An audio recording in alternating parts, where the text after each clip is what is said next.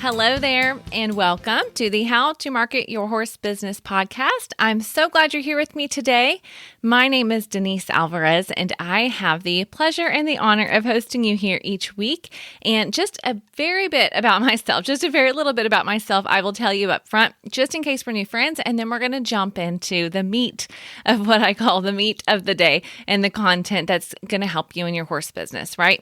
So I have a business called Storm Lily Marketing, and through that, I get to help horse business owners like you convert your website visitors into your customers. I do that through coaching, through website design and content, as well as email marketing strategy, and my monthly coaching membership called Social Stride. Because I want you to be out doing what you love to do, right? Why you started your business in the first place, to be out there with the horses. And I get that marketing may be something that excites you, but you don't have time to learn about it, or you do not get excited, but you know that it's necessary for your horse business. So that's why I created this podcast in my business, period, because I want to help you and I want to provide you with some strategies and basic how-tos so that you can see what's possible for your horse business and so I can help you make it happen. All right, so that's a bit about me. That's a bit about the podcast, but let's get to why we're here today. Today's topic is how you can build a profitable lesson-based business. So I've brought a guest on that I think you're going to love hearing from. His name is Brian Wee. But let's first talk about why it even matters. And I know it may seem obvious, but the reality is for so many of you, you started your horse business. You got into this because you love what you do. Maybe you were so good at it that people started asking you to train their horses, right? Or to ride for them, or to create the product or service that you've created because it was solving a problem for them. So you got into it because you love it. But here's the thing. As a business owner, because that's what you are, you have to create a profitable business to be able to keep doing what you love to do as a business, right? If it's not just going to be your side hustle, or if it is, and that's the way you want it, that's awesome. But even then, as a side hustle, right? Ideally, hopefully, it's at least paying for itself. And so specifically for lesson-based businesses, sometimes this can be a struggle because you are getting paid per lesson, but what if there's weather? What if people have canceled? Or then there's the idea of collecting payment and billing and all of those things. And you're like, wait a second, I didn't get into this to do that. I wanted to just help people learn to ride. I wanted to help people learn with their horses.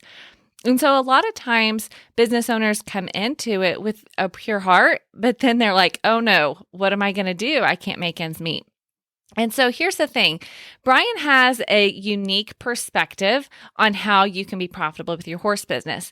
Now, he's not saying, and I'm not saying this is the only way to do it by any means, right? So if you're listening to this and you're like, well, I'm not sure that that exactly is the way for me, but I can take this one and apply it to my business, then go for it.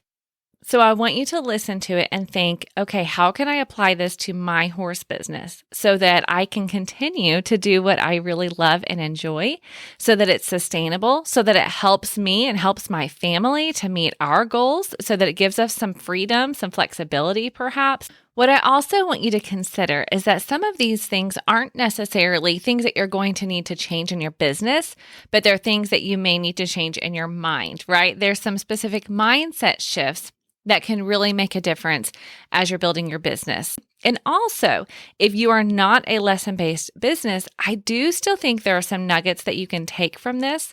And if you work one-on-one, perhaps with lesson-based businesses, maybe you can refer them to this episode because you're hoping that they're going to learn some things or you want to see them to thrive, right? So that's my hope for you as you listen to this interview.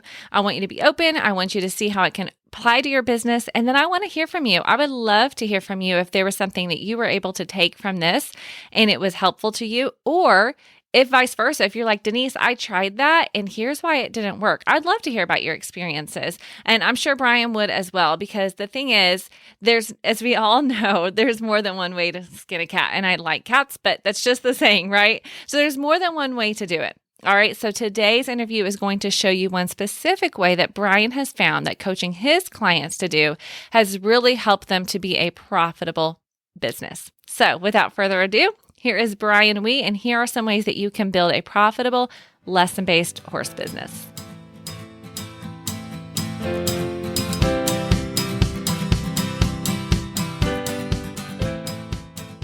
Brian, thank you so much for joining me here on the podcast. I'm so grateful that you've taken time to come out and share a little bit with my listeners about how they can build profitable lesson-based horse businesses. Of course, anybody that is listening will be able to take something away, whether they have a lesson-based business or not, because I know that you have a lot of great nuggets to share. But before we get to that, I would love it if you'd share a little bit about your background and how you became what you're doing now, which is a consultant helping lesson-based horse businesses become profitable. Absolutely. And thank you for having me on, Denise. So my background is a little bit, one part business coaching and certified financial planner. And then one part, I was a professional, teaching lessons, riding horses and traveling around, not making very much money doing that. And so, during those years, about 5 years where I worked for other trainers and I started my own business too, I never really was able to make a go of it. And all of the information I got was always really around kind of training horses themselves, right? You get so wrapped up into that.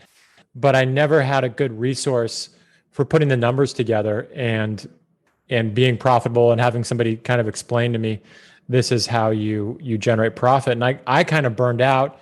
And as I got married and had a family, had to kind of go back into the family business, which is wealth management and small business coaching.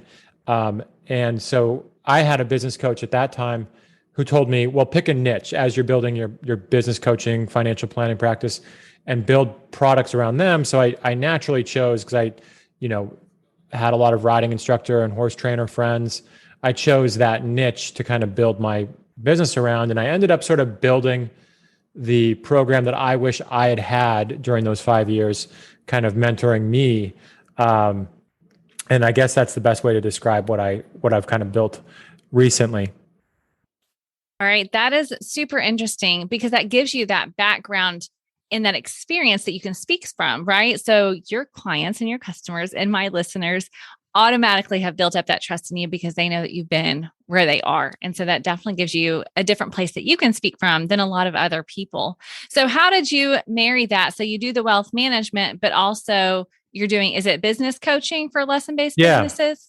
Yeah. Right now it's like 90% business coaching, 10% wealth management, because that's what I started in wealth management, but with the riding instructor and horse trainers, that wasn't their number one priority. Yeah. Their businesses were so broken. They were losing money every month. So they didn't really want to set aside time and talk about the retirement portfolio because they didn't even have a retirement portfolio. So that's sort of where we got to, is why don't you have a retirement portfolio? Well, you're not, making more money than you're spending.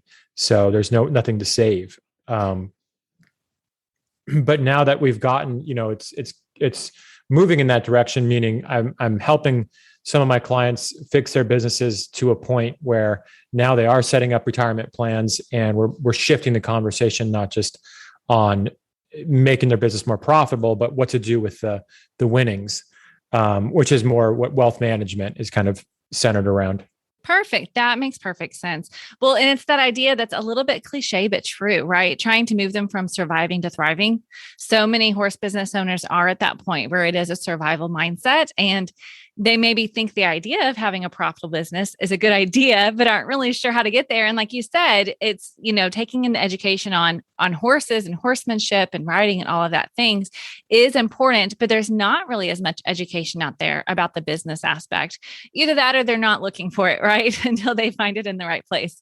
Right. Yeah. But that's how they stay in business. If you want to build a sustainable horse business, you're going to have to make some profit along the way. But oftentimes it's hard to figure out how to get there, right? Right. And so as a part of that process, then you've built essentially a program, like you said, that you wish that you would have had. And I'm so grateful that you're going to come on here and share some of the things and lessons learned. Really, I would assume that a lot of what you've built is because of the lessons that you learned along the way, or that you've seen people do and you've learned from their quote unquote mistakes along the way, right? Right. And I've been lucky enough to work with a lot of horse trainers the last 2 years too, like over 300. And so part of what I've done is just sort of sort through all the data. I listen to what everybody's tried and what's worked and what hasn't worked. And I sort of redistribute that information to people. So I'm just a hub of learning from other people and trying to kind of put all the best practices in one place. Sure. That's great. Well, and that makes it so extra valuable, right? So you can speak to it from your experience, but then also you can say what you've seen people do. You've seen the difference that it can make one way or the other. So absolutely. So with that in mind, would you go ahead and share with us some of those strategies or tips that you would speak to horse business owners, lesson-based, horse trainers, all of the above, about how they can build a profitable business? Sure. So I think, maybe I fell into some of the same traps that a lot of other people fall into is you invest a lot into your own riding and your own ego gets really big and you think you're an advanced rider and you basically are beneath teaching beginners at a certain point. And so that right there is something that really hurts because when you really look at the numbers of the sport, it's microscopic how many people, in my opinion, are really owning horses and going to shows. So right off the bat, if you're going to position yourself like the way I did, where I'm going to work with, a certain type of horse owner in a certain discipline, in a certain area that wants to go to shows, and I'm going to ignore everything else, you're dealing with like a really small potential audience. And it's fiercely competitive, right? There's a lot of really good riding instructors, horse trainers that are positioned right there. I think of it like fishing, and you're fishing in this river. There's only one fish in there, and like 4 or 5 of the best fishermen in the world are standing around you trying to catch that one fish. That's sort of like when people are like, I just want to work with advanced horse owners. And that's where I find myself, I was like that. And a lot of other people I found are like that too. So if you can humble yourself and work and open yourself up to people that just love horses, but aren't even into it, don't even know how to get into it. And you supply the lesson horse, the fundamentals of that, you open yourself up to 50 million people in the United States, I would estimate.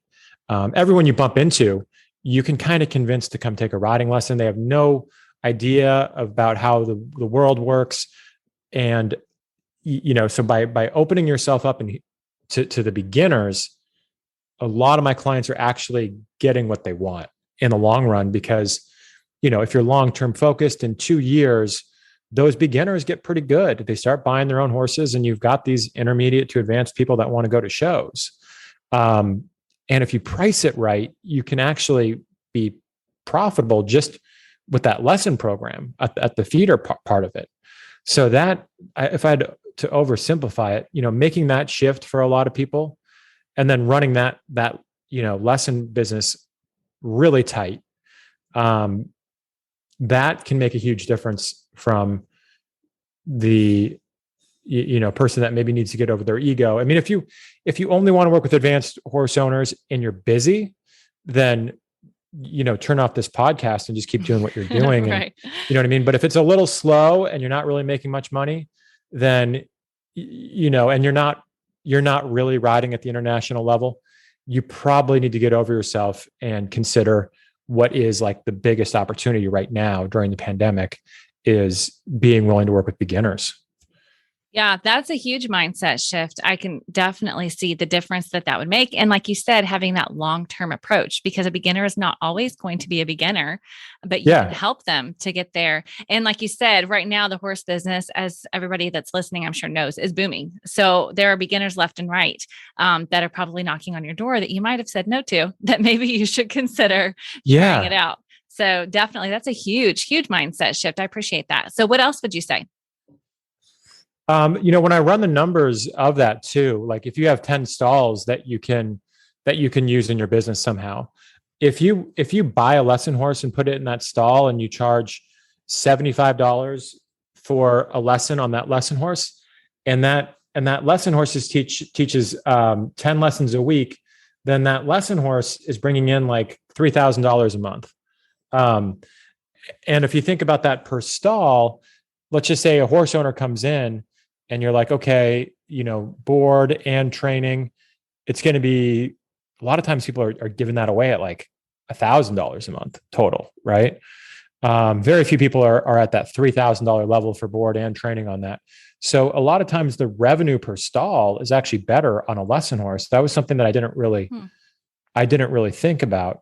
And then, some of my clients are smart and they actually charge two fees for a lesson on a lesson horse. First, they're like, you need to pay a monthly fee to get access to my pool of lesson horses.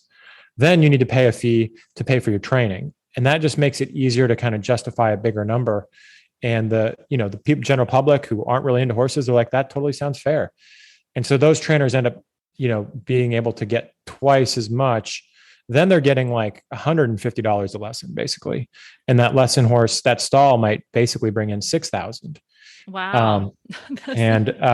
Yeah. So, you shoot to make at least $1,000 profit per stall that you're, if you own 10 stalls or you lease 10 stalls.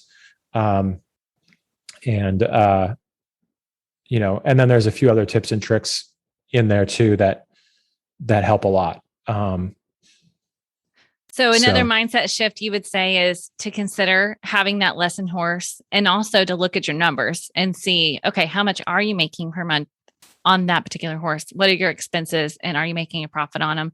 Now tell me this for people that are listening, because of course I know that you are on the East Coast. And so the numbers and the prices most likely vary, I would guess. I know that, like you said, 75 per lesson. I know that in my area, I'm in the Midwest. I've been to a lot of websites and just looked for, market research in my area even. And it's more like $50, maybe $60 per lesson. So have you found that it depends on location and what that numbers would look like, or that you instead are coaching people to say, start at that higher number and then see what happens? Yeah, absolutely. I work with people all over the country, and there's definitely some variance in certain areas. Need to charge more. I think it's also based on, to some degree, it's based on. I mean, you kind of got to look at everything. You got to look at your particular expenses, and you have to look at what other people are charging, and then you have to decide: do I want to signal to the market that my service is better than the other people, or do you want to signal that you're exactly the same, or do you want to signal that you're worse? The way I look at it. So the people that do well, obviously, are people that are able to kind of make that bold promise, look at what everybody else is charging, charge more, and signal to people. I mean, that's what you're saying, right? If you're all at the same barn and then one trainer's like, I charge $55 a lesson, and they know very well that the other trainer charges $50, they're very clearly saying, I'm better. So to whatever degree you do that. So yeah, of course that matters, where you are in the country and what your expenses are and what your competition is charging, but I don't think people are, I think a lot of people also are happy to pay a little bit more for something a little bit better, right? We all know that's true. But here's another pricing tip. If you're charging $50 a lesson, consider offering a subscription package for like $225 or $250 a month. That gets you one riding lesson a week and one unmounted horsemanship lesson per week. Make that unmounted horsemanship lesson per week a group. So you only add 1 hour of teaching to your schedule. And then you start to kind of do some ninja pricing where the market's like, wait a minute, that's actually less per experience. If they value that unmounted horsemanship lesson like a regular lesson, then it's sort of like $40 a lesson, but your dollar per hour is going to go up a lot. And also getting that, being like, listen, you're not going to be in my program unless you're paying $250 a month. That's the minimum revenue that I need per client. You can not be a part of it, or you can, but I'm not going to get people that are going to pay $50 a lesson and end up only coming 2 or 3 times a month, which happens a lot. So you get that person and you're like, no, the minimum revenue is $250. You get access to 8 lessons a month. Whether you come to them or not, you're paying $250. And so moving from that $50, come if you want, come once, come twice, or not at all, to that sort of gym membership or country club or private school where you pay the tuition and you just get access to the lessons, that can make a huge difference in businesses too. Okay, those are two big things that I want to camp out on for a second. So first, the idea of the subscription. Do you typically first call it a subscription? Do you find that people call it a membership? So I have a client, a website client actually, who is creating something similar to this at his farm. And he's calling it an academy and a club. So essentially you become a part of this community. So it's not even just only the lessons, right? It's that, like you said, it's the access to the barn, to the horses, to just this idea of a community of membership people that are all there and they're all cheering each other on. They're learning together. They're coming to these extra education sessions without paying extra and things like that. Is that something that you have been seeing a lot of? That's something that I've been pushing all my clients to do. And so in general, no, it's not something that's intuitive. It's something that I've pushed, I don't know, hundreds of people to do. Most people organically don't do it until they come across the concept. It's starting to spread now when people realize the difference, when they add up really their total revenue and their total clients and realize that their monthly revenue per client, it's not really what they thought it is because they're kind of getting killed on cancellations and they don't realize it. Where they're like, oh, Denise takes a lesson once a week, but do you, Denise, or do you consistently cancel once or twice a month even, and so cancellations become reschedules but at the very least you need to get that minimum revenue from that client. And yeah, it's smoke and mirrors, whether you call it tuition or an academy or a membership or a club or whatever, however you want to do it. There's the sort of marketing of it and the communications and the PR of it, which is important. But the nuts and bolts is, I do suggest you go what I call subscription or nothing. Be like, to be a part of this program, you got to join the subscription. Oh, wow. That is how you lead out. So if you want to be a part of this program, you've got to do it. Do they tend to do like do you see people doing one free lesson for those to get? Yeah. Okay. Not a free lesson, but an intro, like, okay.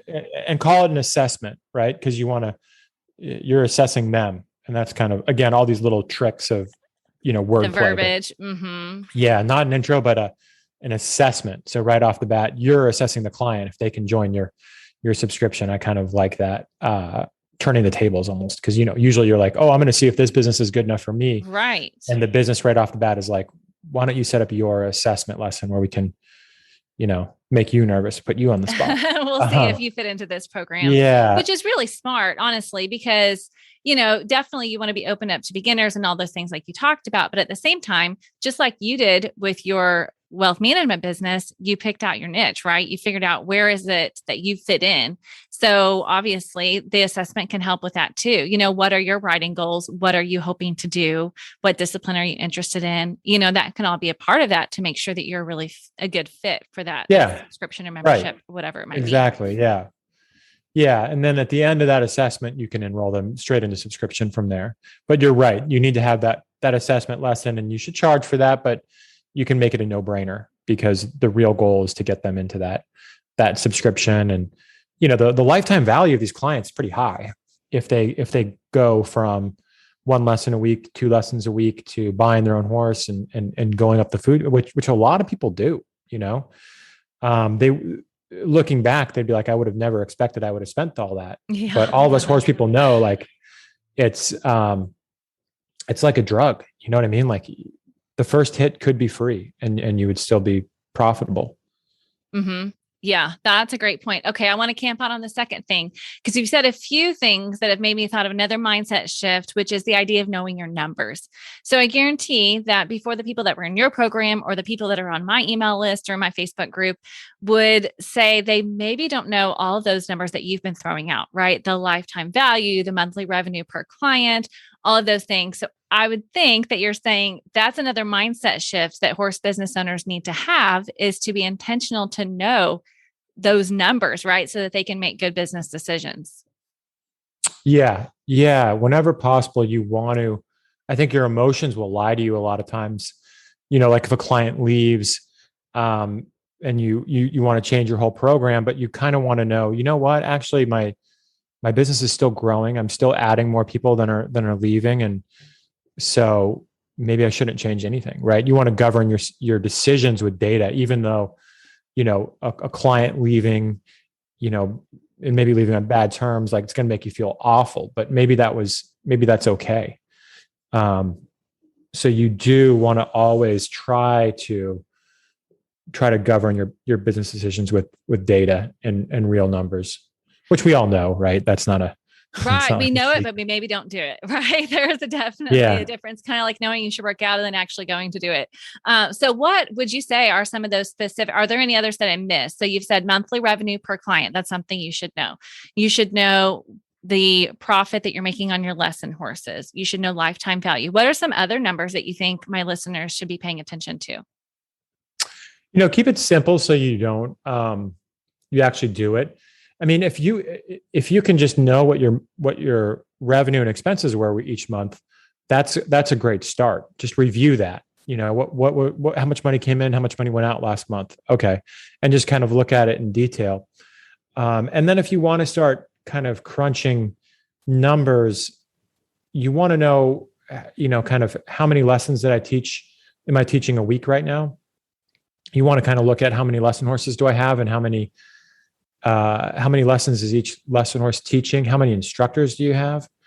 Because those are the three things that are going to kind of tell you your profitability. If you're that trainer that teaches 20 lessons a week and you think you need 5 lesson horses and 3 instructors, you're not going to be profitable, right? You need to learn from a profitability standpoint to get more out of each resource. You want to be doing, closer to 10 hours of instruction per lesson horse to have them pay their bills. And, you, the instructor, if you can group people together too, and teach 20 hours a week, but have 4 people in each lesson, then you're teaching 80 lessons a week, 1 instructor, and maybe you have like 9 lesson horses. That business is going to be profitable. But if you just are listening to this, just ask yourself, like, how many lessons am I really teaching a week right now? How many instructors, how many humans do I have to pay? And how many lesson horses am I doing that? Does that make sense? Is it, hopefully 10 students, 10 lessons per lesson horse? And if you really look at your schedule, what if I just grouped people together and I just did them all? Instead of, a lot of horse trainers get, 30 lessons going on in a week and think they need assistance. And then they wonder why their profitability, because those are the things that are going to kind of hurt your profitability is those assistant instructors and too many lesson horses. So things have to be kind of on a knife's edge. So when you have your clients that are doing mostly individual lessons, you're encouraging them, you're saying to look at doing group lessons more? Yeah, for sure. For sure. Okay. And is there any pushback that you tend to get from them, or what are some of the responses that you tend to get from horse business owners?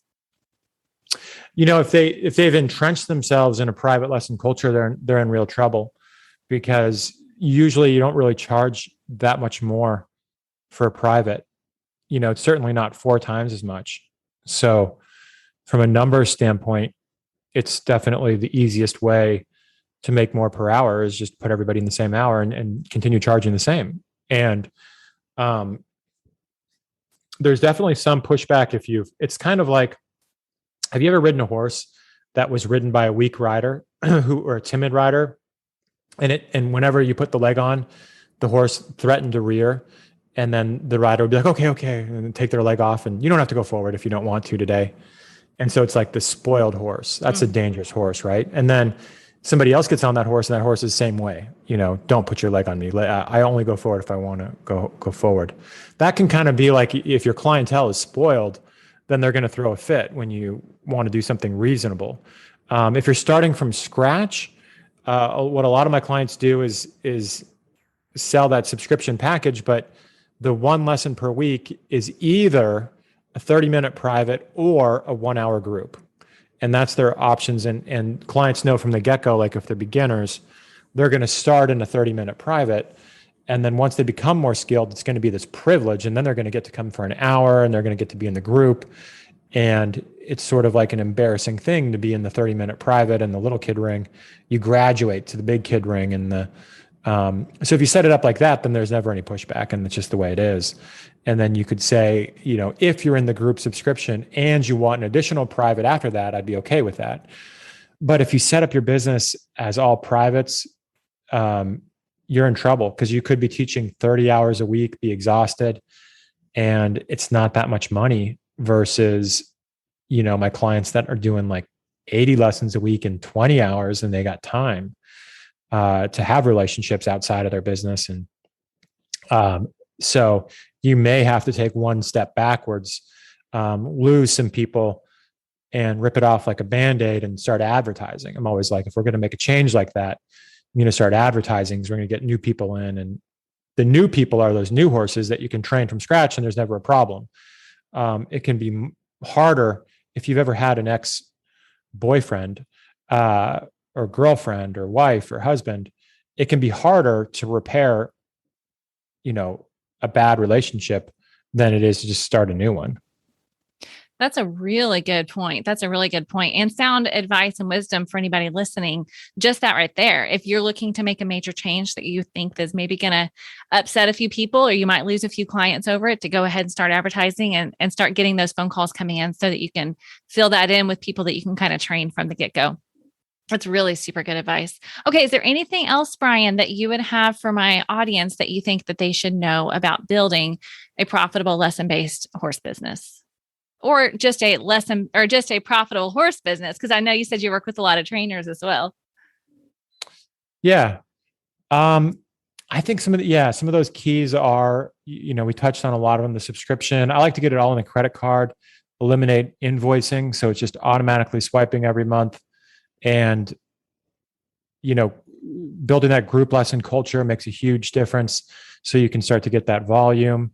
And, I like to see trainers build out a real curriculum, something that feels like Pony Club, but it's not like Pony Club is my recommendation. I like Global Equestrian can give you a curriculum that you can install that has those levels and those checkpoints. And it kind of turns the riding school from, can be a little directionless to allowing your students to set education-based goals instead of competition goals, where a lot of the competition goals can kind of be like spending competitions almost, but the education-based goals are a lot more level playing field where, the poor kids can have a chance at, attaining them.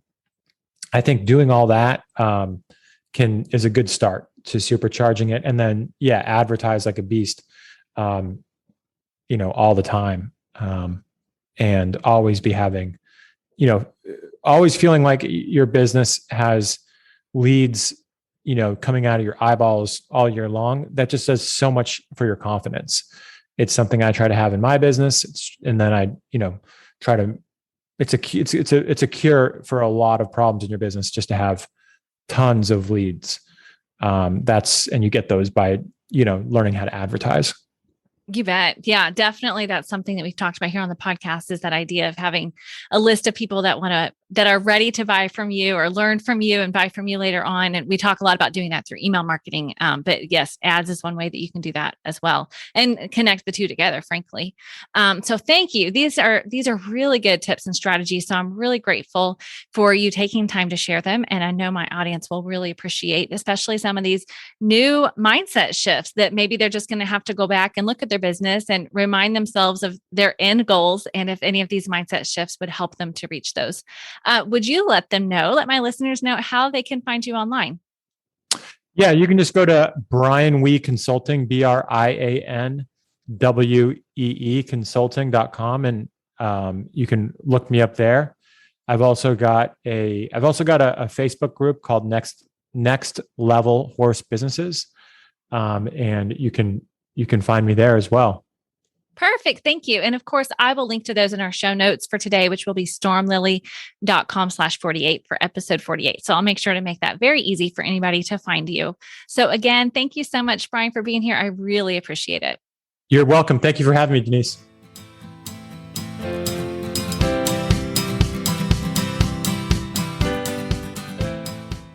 Okay, wasn't that super interesting?